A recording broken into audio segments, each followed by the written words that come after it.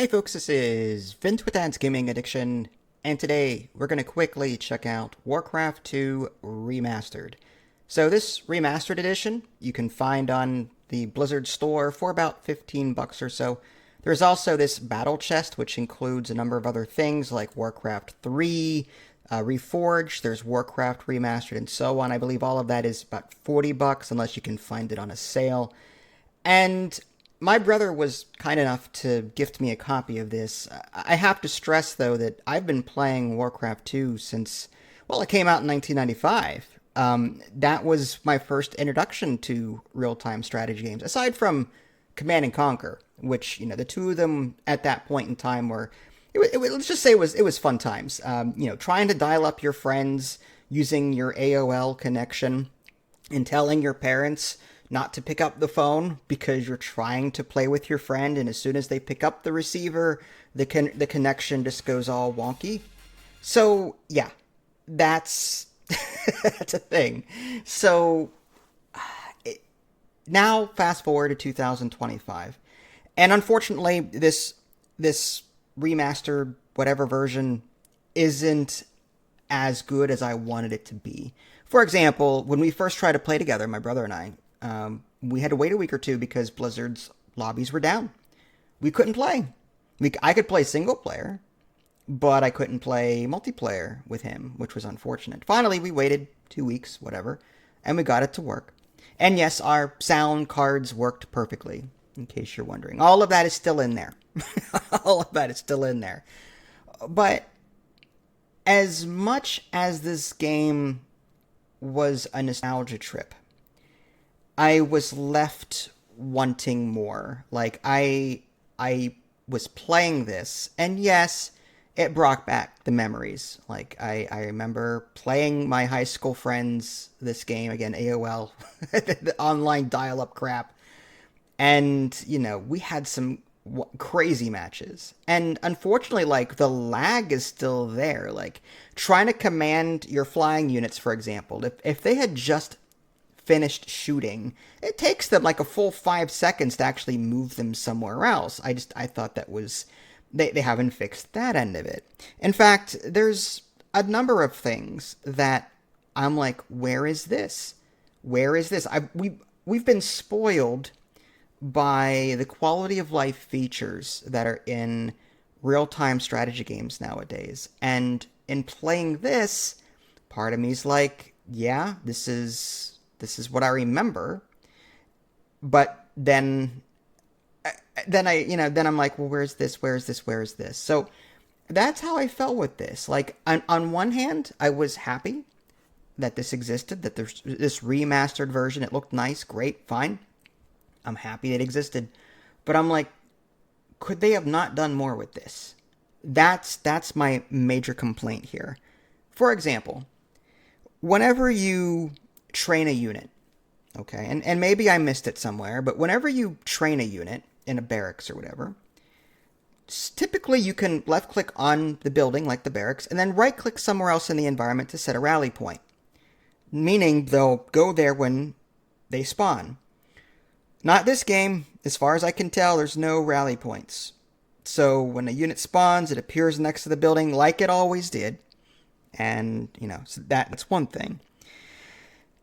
And for a game being 2025, I was like, there's still no peasant notification that there's a peasant idling somewhere.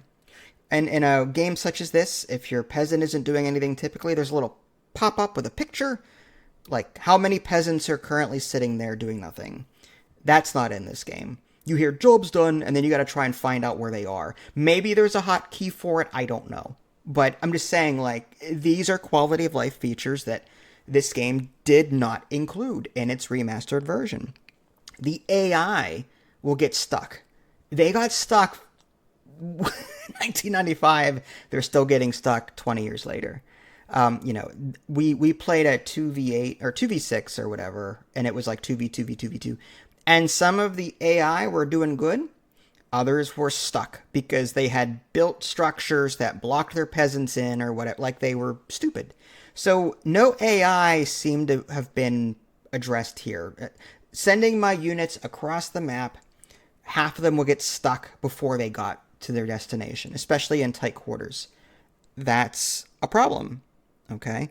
So pathfinding, very, very much an issue. No idle peasant like picture that you can click on.